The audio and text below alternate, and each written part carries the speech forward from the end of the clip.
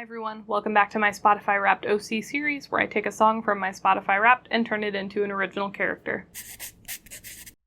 We're on song number 32, which is A Plan to Get Home by SOMOH. She's a really cool artist, indie artist. My sister introduced me to her, and I've really loved a lot of her music, but this is probably my favorite of her songs. You should stop my video and go listen to it. You will have more fun listening to the song than watching my video. It's linked in the description below. However, if you come back, the song is from the perspective of kind of like a sad loner girl. She would like to fit in with the group. She kind of doesn't. She kind of feels like she can't keep up. But she's also resourceful and kind of used to being on her own. It's sad, it's kind of a copium song. So I think of like this resourceful loner. They want this group identity, but they can do okay on their own, they're getting by. I always am drawing from animals and the natural world. That's just kind of where I'm at. If it's worked for Disney for 50 years, it'll work for me. So I kind of think of a jackal. A jackal is a desert animal, it's resourceful. As a dog-like creature, you're used to thinking of dogs as living and working in packs, so it's got that community to it. But you also wouldn't be shocked if you saw a jackal running around alone on its own. By virtue of living in the desert, they have to have some level of planning and strategy. They have to be able to kind of scrape by on meager pickings. So I just thought that would be cool. The character in the song smokes, unfortunately. She mentions having like a cigarette, a smoke in hand. This is not an endorsement for big tobacco. This is just a faithful retelling of the character. But yeah, I'm gonna make an anthropomorphic jackal. Maybe she's like a biker chick, because bikers also, they can be solo or they can be in like big groups of people. It kind of can depend. Also, there's this idea of being kind of stranded on the road, like the depiction of the road, imagery of the road. So that's, I think, where the motorbike came from. It's nice to just have a straightforward like creature feature today. If you're my sister and you're watching this, for you only, the jackal is backle. If you don't know what that means, this is to be expected, but if you're my sister, you do. That's the video for today, and we are gonna make an anthro jackal. It's really a shame I haven't done more of these because they're a lot of fun. Jackals have kind of a shorter snout, a more triangular face. They've got long ears. It's really kind of difficult to make really any kind of a canine depiction, cartoony or otherwise, and have it be immediately interpreted as the right kind of canine, because jackals and coyotes look very similar. Actually, it was believed that coyotes were a type of New World jackal. Lewis and Clark were among the first from the European world to document them who had already seen or heard of jackals. Were like, oh, like North America has jackals too. But genetically, they're very different. I'm drawing her in feral mode. I'm on autopilot. Anyways, genetically they're different. I've been reading a book called Coyote America. It's really good. It goes over the history of coyotes in North America in terms of folklore, in terms of their symbology, kind of the stigma that has been unfairly attached to them, the campaigns to wipe them out. But right now we're talking about jackals. I just can't really help myself. There's a type of jackal called the black-backed jackal that has like a black diamond pattern on its back. I'll do a little feral outline so we have a color basis. That's really not good, but whatever. I also gave her a wide lapel leather jacket. I'd love to do a full reference sheet here is what I really want to do, but I guess I'll draw her in clothes first. I found a really dramatic one on Google Images from William Jacket. I'm sure frequent shoppers just call him Bill. It's got like a cinched leather belt. I don't know how much I like that look, but I love almost like the star-like opening with the lapels. I always have arms kind of hunched up, you know, like there's like a little bit of a bend here. What if I just let her arms fall to her sides for once?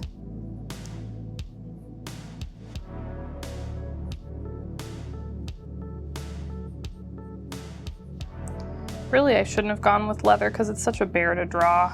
The way it folds and scrunches is really not fun. Also, this isn't on the jacket I'm using as a reference image, but I kind of like it when there's a little zipper on the really tight sleeves so you can have a very tight fitting sleeve. I think it looks cool. I'm gonna implement that. I do have a sewing tutorial video that I've been working on. I don't think it'll be uploaded at this point, like by the time this video goes up, but I'd really like to get it up soon because it's hopefully going to be entry level enough that anybody can enjoy it, even if they don't sew. Even if you don't have a sewing machine, it should be very, very doable. It's a small project. It's not clothing, so you don't have to worry about sizing and body contours. That's what I've got in the works. She looks very hunched up. Maybe if I lower the shoulders. I don't know. I don't know why I used up the whole page on this too. That was kind of crazy of me. I'll draw her from the back so we can get that level of reference.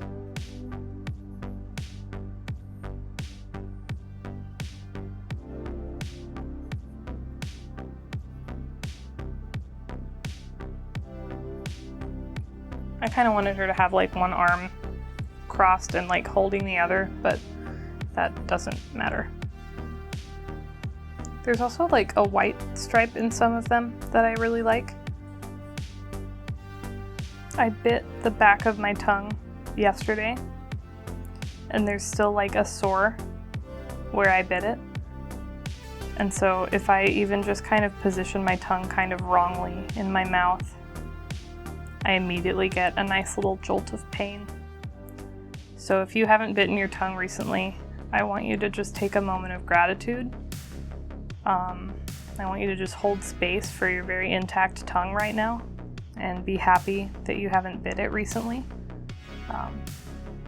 Because the Lord delivers us small miracles every day. And right now, maybe your miracle is that you didn't bite your tongue and you're not in pain.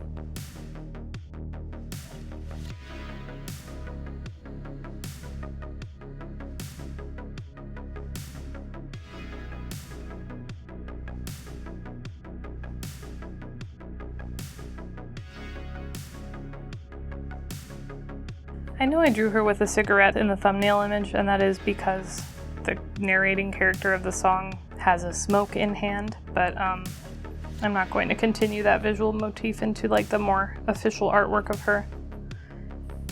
I do think that it can be okay to depict things like that, but I also know that it is like so harmful to glamorize that sort of way of being, or even like something I was thinking about recently. When you're a kid, maybe it's not smoking that gets to you as appealing, but like you'll see fiction where people have their feet like up on the dashboard of the car, for example. But if you get in an accident like that, you could be paralyzed from the waist down. Like a bunch of bad stuff could happen just because your feet weren't where the car designer thought they would be during all of the crash tests. You know, it's like crazy minor stuff like that that gets added to make a character look cool or seem easygoing or whatever, but it's actually massively dangerous. But am I going to go campaign for people to not ever depict somebody with their feet on the dashboard of a moving car in fiction now? No, because that's silly. But do I think it's important if you are a parent of a child watching a TV show, or if you are an impressionable human being, aka every human being watching a TV show, to kind of examine like, wait a second, should that be emulated? I think a lot of things would be nicer. And of course, like adults are supposed to be better at figuring out what should and should not be emulated in terms of the behavior that you observe than like children. That's kind of the point of being a child and having parents, is you need training wheels to figure out what is okay to copy and what is not. But I don't know. But that said, I think smoking is awful. It's bad for you. I have more friends who smoke now that I moved to the East Coast, and it's just interesting, or who used to smoke, and it's just interesting to me how prevalent it is here. Like where I grew up, it was not as big of a phenomenon, so I don't know, it just hits different. Like I would probably be more okay with casually depicting a character as having a cigarette in hand to make them look cool, as like visual shorthand, if I didn't know people who were like, yeah, I've been trying to quit, or people who are like, yeah, I've been smoking a pack a day since I was 18. Like, just makes me sad.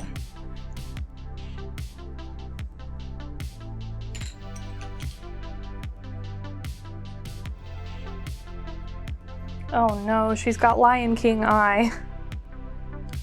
It's chronic. Chronic wasting Lion King eye. There we go. That's a little better. we'll just give her a white spot below the eye. I wasn't going to lean into this purple color scheme, but I really like it a lot actually. She's cool. I hope she goes to a furry in the charity raffle. I guess I'll talk about the charity raffle. For viewers just tuning in, or for folks who have been here for a while but I don't talk about it very often, so you might have forgotten, the whole point of this exercise is that I would like to raffle these characters off for charity when I'm done. Once I've made all roughly 100 of them. It's looking like it will be less than 100 because I've had to use a couple skips already, but or just one skip. I'm thinking about what's coming up. Anyways, I digress. By the end of this project, I will have dozens of OCs that I have made that I don't really have any plans for. I just wanted to make them. But I know a lot of people like to collect these guys, like to buy these guys. I know that things will sell for money. I'm not interested in money necessarily. I don't really want to monetize my YouTube channel. I'm doing this as a hobby and I want to keep it a hobby. I think that non-monetizable hobbies are like a sacred cow in this day and age. Like, you really need to retain something in your life that does not revolve around cash flow. So in the very preachy spirit of that belief, I would like to auction these off for charity. So I've been kind of looking into charities. I actually had a chat with a guy outside a grocery store recently who was canvassing for a charity called Save the Children, which is literally just addressing world hunger and the way that affects children, especially disproportionately, because they don't have agency and autonomy and they can't feed themselves if their parents are unable to or unwilling to. So Save the Children has gone on my list of possible charity recommendations or considerations for this project. But yeah, overall, by the end, once I have things kind of ironed out and once there is kind of a community around this project, I will have a list of 4 or 5 charities that you can donate to in order to secure yourself a raffle ticket. And then I will raffle off characters based on different pools. Like, the reason I'm thinking multiple charities is because if there's 100 characters, I can do 5 pools of 20 characters. That means 5 different charities that you could buy a ticket to. That also lets you kind of choose a range, like, oh, I really liked character number 19. So if I give to the charity in the numbers 1 through 20 range, I'm more likely to get character 19 in the raffle if I win anything, instead of keeping it to like the 100 and then you have a 1 in 100 chance. I promise I'm not trying to farm for comments with this. I do genuinely want to know what people care about to the extent that they would give money. Because that's the other thing is, like, I know some of my designs for this project are amateur or kind of strange or kind of niche. And I know there's no guarantee that you'll get one that you love in the raffle. So I want you to at least give your money to a charity that you love so that you can come away satisfied and somebody else can come away blessed and everything will be good. This episode's artist inspiration is SOMOH, or A. Giraud, a Canadian artist who draws a lot of canines. I really like their werewolf art, which is how I found out about them. On their Tumblr, if you search the tag Werewolf Wednesday, there's just tons and tons of werewolf art, so that's specifically what I want to call out in this video. I like the way that they draw werewolves because you can tell it's not just a regular wolf in an anthropomorphic form. You can tell there's kind of something more beastly or different about it. There's one where there's a werewolf just sort of walking around with a fishing rod, and it's implied that this guy had plans to go camping, but now he's a werewolf because it's the full moon, but he's not going to stop his fishing plans. It's just really cute. Werewolves are not the only thing that they make. They have a pretty fleshed out in-print gallery of all sorts of different nature art posters. Like every other artist that I have featured, they do a lot of cool nature art. They have an awesome illustrative series on magpies. They have a bunch of dragons, they have a bunch of random other canines, and even some felines and caribou, and things that are less frequently depicted. So that is a SOMOH. Here's my biker chick for a plan to get home. She's a little bit of a loner, doesn't want to be. It's kind of a fun, straightforward, simple design. I'm quite happy with her. And this is a good spread. I've been happy with the past couple of pages. This one too. I don't know, I just feel like this project's headed in the right direction. I have yapped enough. I will see you next week. Thank you for watching.